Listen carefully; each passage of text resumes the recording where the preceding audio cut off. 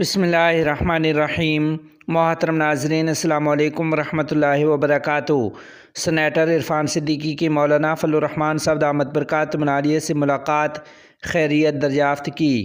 تفصیلات کے مطابق عرفان صدیقی نے قائد جمعیت مولانا فضل الرحمان صاحب دامت برکاتہ عالیہ سے ملاقات کی اور ان کی خیریت دریافت کی ہے۔ سینیٹر عرفان صدیقی نے مولانا فضل الرحمان صاحب دامت برکاتہ عالیہ کو مذاکراتی عمل کی پیش رفت سے آگاہ کیا۔ قائد جمعیت مولانا فضل الرحمان صاحب نے اس موقع پر گفتگو کرتے ہوئے کہا کہ سیاسی جماعتوں کے درمیان مذاکرات جمہوری عمل کا انتہائی اہم جز ہیں۔ افہام و تفہیم سے گریز اور مذاکرات سے انکار غیر جمہوری رویہ ہے۔ بڑے بڑے مسائل مل بیٹھ کر آپس میں بات چیت کے ذریعے ہی طے کیے جا سکتے ہیں۔ انہوں نے کہا کہ پاکستان کو ہر اعتبار سے استحکام اور باہمی اتحاد کی ضرورت ہے، جس کے لیے سیاسی ہم آہنگی ضروری ہے۔ صوبوں میں مدارس رجسٹریشن کے بارے میں قانون سازی، وزیر اعظم کی مولانا فضل الرحمان صاحب دامت برکاتہ عالیہ کو حمایت کی یقین دہانی۔ تفصیلات کے مطابق مولانا فضل الرحمان صاحب دامت برکاتہ عالیہ نے وزیر اعظم شہباز شریف سے ٹیلی فونک رابطہ کرتے ہوئے مدارس کی رجسٹریشن کی قانون سازی کے حوالے سے تبادلہ خیال کیا۔ ذرائع کا کہنا ہے کہ مولانا فضل الرحمان صاحب نے وزیر اعظم سے صوبوں میں قانون سازی کے لیے کردار ادا کرنے کی درخواست کی، جس پر وزیر اعظم پاکستان شہباز شریف نے مولانا فضل الرحمان صاحب دامت برکاتہ عالیہ کو حمایت کی یقین دہانی کرائی ہے۔ اس موقع پر وزیر اعظم کا کہنا تھا کہ صوبوں میں قانون سازی کے لیے وزرائے اعلیٰ سے رابطہ کروں گا۔ یاد رہے کہ گزشتہ ماہ صدر مملکت نے مدارس کی رجسٹریشن سے متعلق پارلیمان سے منظور سوسائٹی رجسٹریشن ایکٹ پر دستخط کر دیے تھے۔ صدر کے دستخط کے بعد مدارس رجسٹریشن کا بل قانون بن گیا ہے۔ ملا عبدالغنی برادر اخوند سے تخار کے علماء کرام اور قبائلی رہنماؤں کی ملاقات۔ تفصیلات کے مطابق نائب وزیر اعظم برائے اقتصادی امور افغانستان ملا عبدالغنی برادر اخوند سے تخار کے علماء کرام اور قبائلی رہنماؤں نے ملاقات کی ہے۔ اس ملاقات میں ملا برادر اخوند نے ان کے مسائل کو سنجیدگی سے سنا اور انہیں یقین دہانی کرائی کہ ان کے مسائل کو جلد از جلد حل کیا جائے گا۔ ملاقات میں علاقے کے لوگوں کے مختلف مسائل پر بات چیت ہوئی، جن میں تعلیم، صحت، سڑکوں کی تعمیر اور دیگر بنیادی سہولیات کی فراہمی شامل ہیں۔ $250 ملین کی لاگت سے شاہ عروس ڈیم کی تعمیر مکمل۔ تفصیلات کے مطابق نائب وزیر اعظم برائے اقتصادی امور ملا عبدالغنی برادر اخوند اور دیگر اعلیٰ حکام نے کابل کے ضلع شکردرہ میں شاہ عروس ڈیم کا افتتاح کیا۔ افتتاحی تقریب میں نائب وزیر اعظم برائے اقتصادی امور ملا عبدالغنی برادر سمیت نائب وزیر اعظم برائے سیاسی امور مولوی عبدالکبیر اور امارت اسلامیہ کے اعلیٰ حکام نے شرکت کی ہے۔ وزیر پانی و توانائی ملا عبداللطیف منصور نے اس موقع پر کہا کہ اس ڈیم سے کابل میں پانی کی کمی کے مسائل حل ہوں گے۔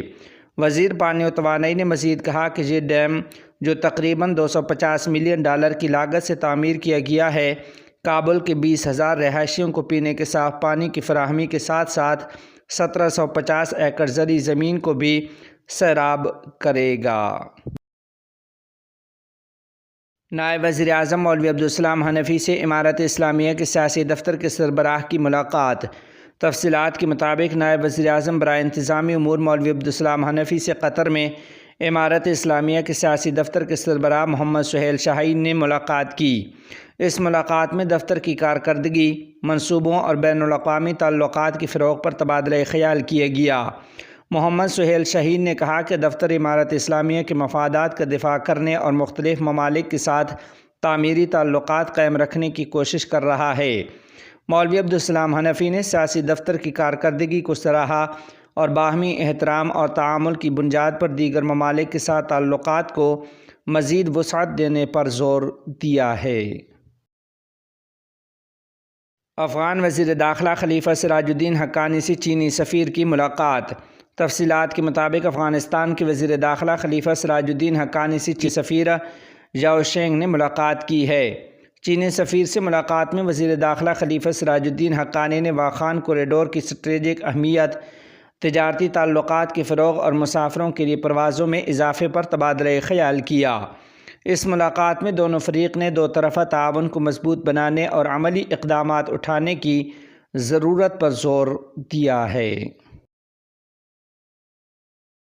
دعوت و تبلیغ کے جاری مسئلے پر عالمی شورا کے عہدیداروں نے پریس کانفرنس طلب کرتے ہوئے ٹونگیر اجتماع میدان میں رات کی تاریکی میں عام تبلیغی ساتھیوں پر وحشیانہ حملے میں ملوث افراد کی جلد از جلد ٹرائل کا مطالبہ کیا ہے۔ یہ اطلاع عالمی شورا کے میڈیا کوآرڈینیٹر حبیب اللہ ریحان نے میڈیا کو بھیجی گئی ایک پریس ریلیز میں دی۔ انہوں نے کہا کہ 17 دسمبر کی شب مولانا سعد کے پیروکاروں کی جانب سے ٹونگیر میدان پر حملے میں ملوث افراد کے جلد از جلد ٹرائل کے مطالبے پر آئندہ کل ہفتہ 4 جنوری کو دن 12 بجے جاری مسئلے سے متعلقہ کرائر مرکز مسجد میں ہنگامی پریس کانفرنس کی جائے گی۔ جاری کردہ پریس ریلیز میں بتایا گیا ہے کہ امیر حفاظت اسلام بنگلہ دیش علامہ شاہ محب اللہ بابو نگری، چاٹگام ہاٹزاری مدرسہ کے محتمم علامہ خلیل احمد، سیکرٹری جنرل تحفظ اسلام شیخ ساجد الرحمان، سیکرٹری جنرل وفاق المدارس العربیہ بنگلہ دیش مولانا محفوظ الحق پیر علامہ عبدالحمید اور دیگر گفتگو کریں گے۔